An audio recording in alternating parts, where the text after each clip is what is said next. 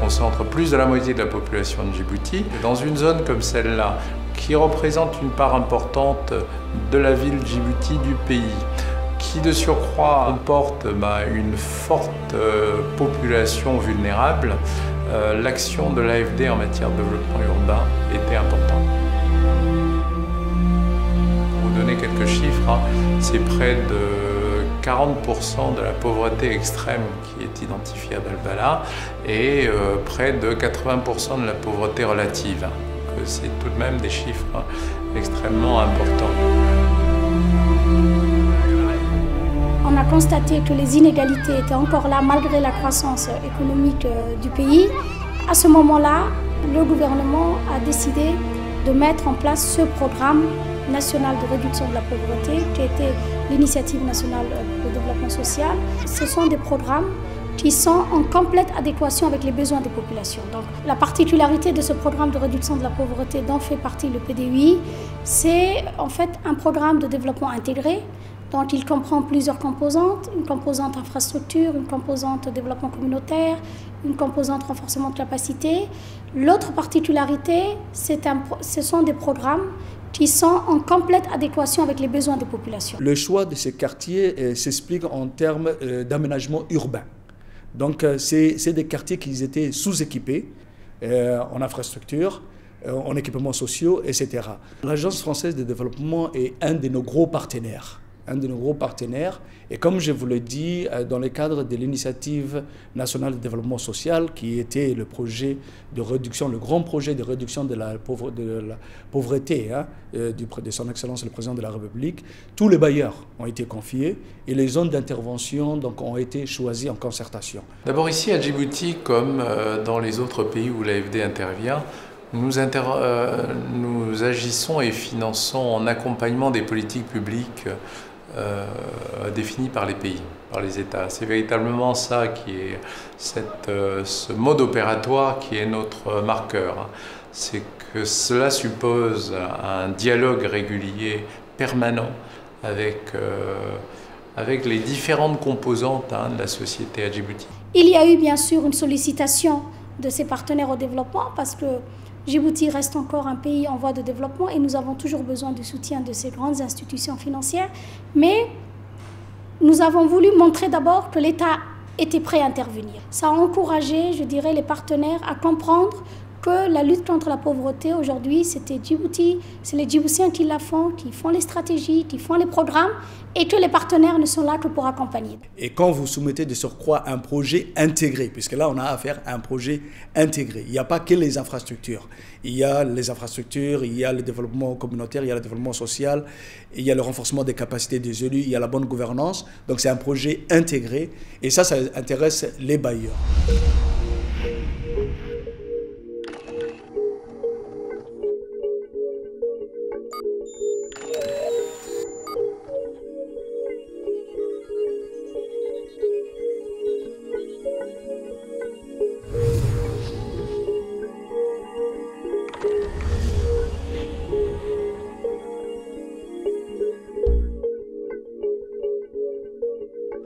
والله عندما نلهين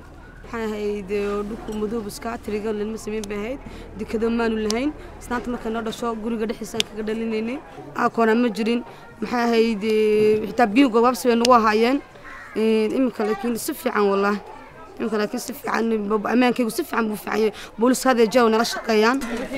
حالة دورت عبد الرحمن نو اللي هو قرر كل دقو إنه مبدي هاي إنه رفي هاي إنه واحد دول كل دب صو أبور مية قف كسوة قرنا يا هذا أنا واحد كصاح على قبحة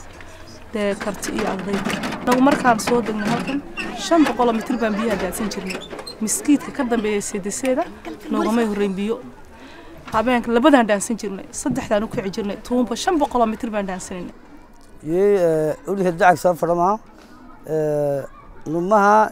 أقبي برتسدحل لباريتي حاك سجيني ليه درباركو باهي تكسجيني تو عدنا دما أما حافظة اللي سكتنا قصة هينا بعدنا لمها جينا لك كعركي مسجناي قصي مسجناي كدقي بدابني سجيه بيها مركي هورين هيلين waxaan ka dhaadhici jirnay qowiyada baan ka dhaadhici jirnay waxaan soo daadan jirnay ilaa 500 mitro tuumbaan soo daadsan jirnay waa qarkaasan ka qabo waxaan ka soo daadsan jirnay sidaan habeenkii u socsocono biyaha noomay soo dalcad bay ka soo bixi kari waayeen sidaan habeenkii u socono buwaagu noogu bar jiray halka ee kolkay noo furay way soo dhaceen ay nooga kala baxayseen u daalaynay waaga noogu bar jiray kolkay xaafadu ay bilaa kooraan ahaydna dhib bay ahayd oo dhulkan oo madow trigger ku ilaysanay baambada dhanbaan de trigger la wareegayno trigger aan shidanayno aan la soconaynay imika wallahi maxay ku hore imika difference dheer baa u dhaxaysa maxay hayd ciyalku iskoolka hoosta waxay ku dhiganayeen faanus trigger ma lahayn saddex ma lahayn dikada ma lahayn waxba ma lahayn laakiin waxaan iska hayn dahmeen madow deegan iska hayn dariiqa marka qof naga buko meesha baabuur noogu dhow baan tagi jirnay meel taxi noo soo maro meel dekad noo dhow may jirin waxa weeyaan baahidana waxa ugu horeysa waxa weeyaan waa biyo iyo kooraan iyo dikad weeyaan saddexdaa bay noo soo gudbiyaan waxa dareensanahay aniga kula hadlay waxa weeyaan waxa deganahay kaarteega la yaablay la yiraahdo qofka baa dareemi karaya nolosha ku nool baa dareemi karaya baahidu waxay ka dhigan tahay dikadu waxay ka dhigan tahay dariiqu wuxuu ka dhigan yahay kooraanku wuxuu ka dhigan yahay biyuhu wuxuu ka dhigan yahay asaakuna le kullunumu bambo isaad hadasre to yalla sukri liga xisanaama kooraan kaadu ka dhigi daabin suge asaaku kooraan kullu mari xaafatal kooraan loo cali to dagoyta ke to minki kooraan asaaku alxamdulillah le amaket maalu taciigday inkiina arige tacabiga takimna arige maalintii halkan tuumba baambada la soo galiyo hay'ad baa tuumbada soo dhigtay leey ani deynta ii jirto waad arkaysaa ma qarkaas sharan ka soo qaat dibba nagu ma ahaynba ilaahay baan mahad u celin kolkaan kooraankii soo gashanayna dhulkoo dhan baa iftiin noo noqday oo biyo qabow baan galaaseerkii gashanay faantarateerkii baan furanay waxaan u baahnaynba waan helnay biyihiina wayba nooga sii fiicnaadeenoo dee kol haddaan biyo kooraankii isku helnay waa ilaahay mahadii waxba nagama maqnaan maantana waa adiga Carrefour bay meesha noo noqotay Carrefour iska daa baabuurta meel Carrefour oo dadku noo joogsadaan aan ka raacno maantana nimcad aqalay noogu wada dhex taala waa adiga arkay xaafadaha yaga maanta kaarteega waxa weeyaan bilcdiisu ma fiicnayn waxa weeyaan dukaan ma lahayn dikada ma lahayn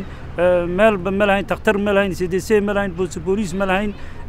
dad handay islaayaan wax kala qabanay ma jirin xaafadkaasi baambad bay gashatay handay kooraan tahay waxa weeyaan kooraankii uu dul yimiday dadkii way gashadeen handay kii dariiqa ileynayay tahay waa la sameeyay maanta waxa weeyaan waxay leedahay booliis bay leedahay degdeg baa loogu gurman karayaa والله سفح بوسو كدت باورده سفح بوسو عدان أول باورده ما سعون جلو كر بيانات من قارب ودريقة مريو يمكن لك سفح والله هذه سفح بوسو كدت والله سفح بوسو عنته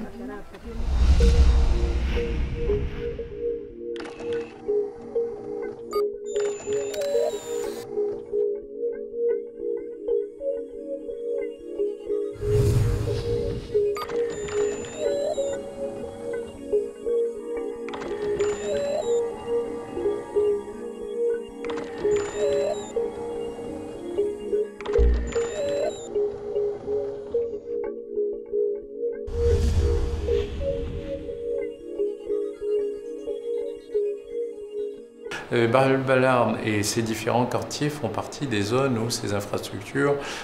font défaut. Je faisais des feux jusqu'ici, donc il y a régulièrement une action et tout au long des années l'action du gouvernement et de ses bailleurs pour financer et doter le quartier et la commune de plus en plus d'infrastructures. Dans ces projets de réduction de la pauvreté urbaine, la priorité au départ, c'était de mettre à niveau ces quartiers en matière d'infrastructures. Ils n'avaient pas de routes, ils n'avaient pas d'équipements publics, des équipements sociaux. Donc, on a construit des routes, on a construit des centres de santé, des CDC, des ouvrages communautaires. Quand vous construisez un centre de développement communautaire ou un centre de santé, etc., effectivement, d'abord, vous renforcez le soin de la mère et de l'enfant, et des gens qui sont en bonne santé. Donc, c'est des gens qui ont la possibilité de travailler. Ça, c'est déjà une chose. Deuxième chose, c'est que la construction de CDC permet de réduire la délinquance et donc de pousser les jeunes à aller plus vers les écoles, etc. Et c'est une façon de sortir ces gens-là de l'extrême pauvreté ou de la pauvreté.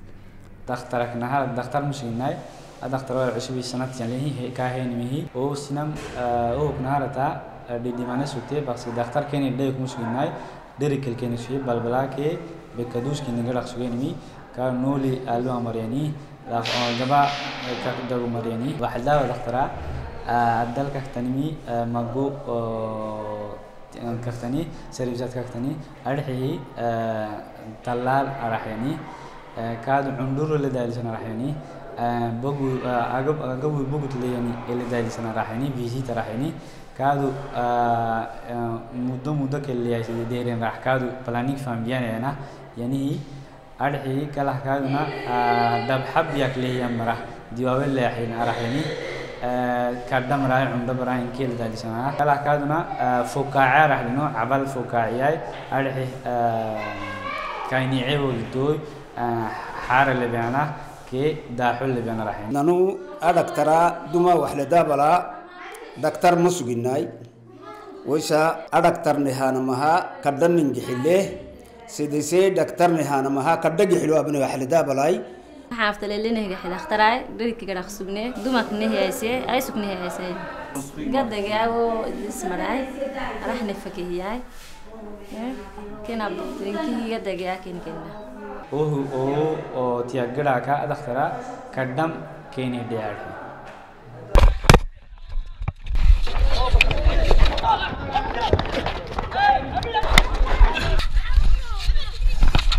dumaka kubaguna na kulli ki gada sunne teeran gada sunne ayrol ka gada sunne bariis yadisiisa kala caqsunne bariga hore teeranaha kala ku ciyaarinay caad iyo meel dheer ba ka bixi jirnay marka sidii si fiican ma nolo furay markaas ku ciyaarno dhakhtar boos meel kasse meeshan waxay ahaydeen meel cidla boos kubad anagu dib baa u soo marnay raggan maanta adiga arkay teeraan dhanba meesha looga dhisay waxaa loo dhisay aqallo meel ay ku ciyaaraan waxaa loo dhisay meel ay heelada ku ciyaaraan waxa ay soo beerisana waa wax la wada arki karo kuwa karti ciyaara kuwa heella ciyaara kuwa ciyaara informatic dhigta activity-ga meesha way badan tahay laakiin dadkii ka faa'iideysanayay ayaa loo baahan yahay wanaagsan sidii habeenimo maguhoy maxay informatic raxini maxay bibliotekani teerana yuru ku balad digratani kaadu caadad digirana katani educatif kaadu raxini iskool raxini كل دسوتيان راحيني سالوديو فيزيال تاني كادو انفورماتيك يمكن همش بين واحد لا بلاي اسا كان انفورماتيك هنا هي نمي كدام مالك انفورماتيك يمكن مقالك كاغ نقشيني كاكي كاغ نقشيني والله ما كانت اسكول بريت اخسوغا وايد ما فاهم اسكول انه كاد ان شاء الله غنديك بريتناها عن بلا سيرتيفيكا كاي كدبس مرحان خانو كداف انتاج الدوله كتي انفورماتيك نهي كل سريق الدكيني قحصة سر كادو أسد سين عنداني تها كدام دعتوا تمنت حيلتا ننو اللي بريتنين إنلا إسكول برتوها ينورياني وقت الدروبون هو كادو لاني كيني هني أنا ما نقينا دتكي وحن سوسمي كسب بحيي مالكوجي وحن نوق قبت يعني ما نقينا abaalkoogana waa loo celin insha Allah waxaan jecelahay dadkii waxaan loo sameeyay inay dar yeelaan oo ay waxooga ilaashadaan sida nin kale oo jeebkiisa wax ka soo bixiyo wax ku qabtay adna inaad waxaagii ka dhigto waxa ilaashad hadii DSK AFD ثلاثة من تخشوني كانت كل عام أنا وزير الذي جراك الفلاح الذي جراك جينيه قرب تكنو عهوي كي ما عندنا ما تقوم برا برضو إسلام جمل سكتنا مثلا.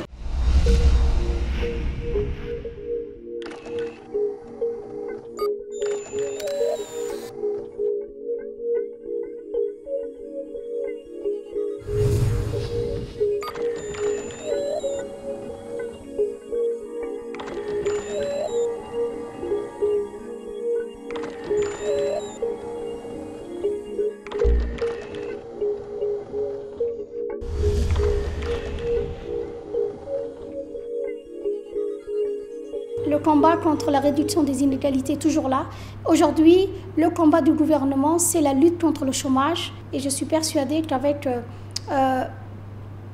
la volonté du gouvernement, je dirais aussi le dynamisme de notre population, qui est une population assez jeune, on va y arriver. En tirant ces investissements vers une meilleure intégration de ces jeunes et de ces femmes qui sont là pour travailler mais qui n'arrivent pas à s'insérer sur le marché du travail. Il est aussi indispensable en parallèle de soutenir la croissance économique durable du pays de façon à ce qu'au travers de cette croissance économique, il y ait des opportunités d'emploi qui émergent et donc permettent aux populations de sortir de la pauvreté.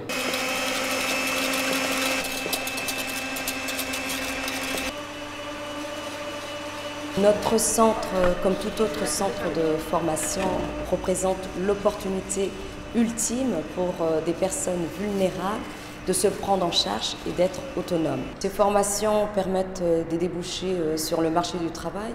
puisque ce sont des formations pratiques qui dirigent directement ces jeunes femmes vers une demande réelle du marché djiboutien. L'alphabétisation, la formation professionnelle sont des facteurs essentiels de lutte contre la pauvreté. Bien sûr, c'est indispensable. Une personne alphabétisée et bénéficiaire d'une formation professionnelle aura plus de chances de s'en sortir. Dans le cadre du projet de la formation financé par l'AFD et piloté par la DDS, nous avons formé des jeunes filles dans les filières suivantes cuisine, couture et informatique. D'ailleurs, une partie de ces formations se sont déroulées dans les structures construites avec l'appui financier de l'AFD à travers la DDS.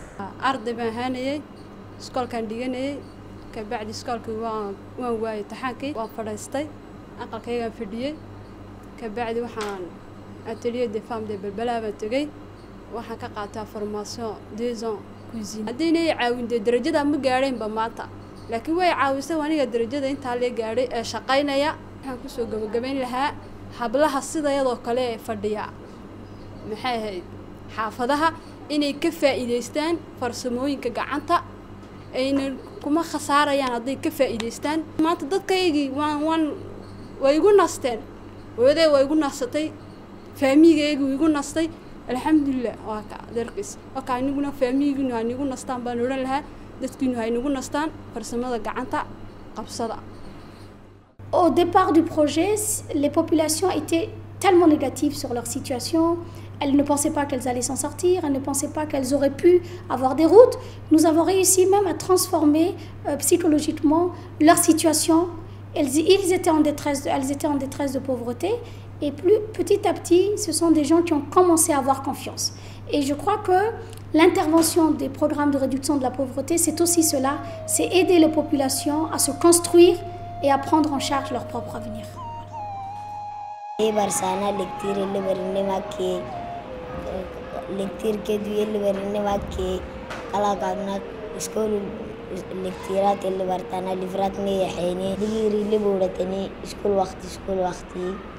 ربنا دقريني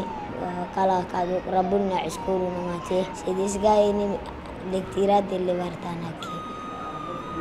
راح نفكي مشاني قديش نيجي